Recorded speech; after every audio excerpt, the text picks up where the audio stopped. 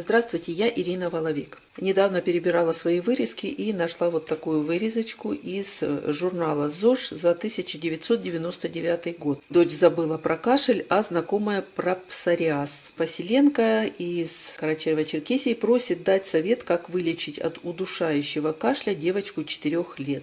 Я знаю очень хороший рецепт, думаю, он поможет многим читателям. Этот рецепт действительно великолепен, и он действительно помог очень-очень многим. Прошло уже почти 20 лет этой бумажки, и это ксерокопия. Видите, тогда на работе мы действительно многим отксерили этот рецепт, и он пользовался очень большим успехом. Этот рецепт помогал практически всем, причем даже от застарелого, лающего и удушающего какого угодно кашля. И я буду рада, если он кому-то тоже поможет. Я вскипятила молоко и наливаю в стакан.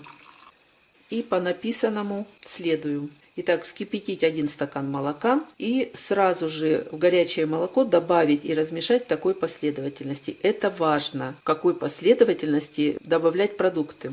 Так написано. 1 столовую ложку сливочного масла, 1 столовую ложку меда, питьевую соду на кончике ножа или ложки, как я вот делаю. Все это размешиваем. Далее нужно взять сырой желток 1 яйца.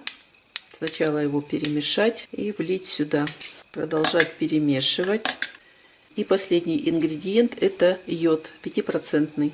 Его нужно взять 2-3 капли.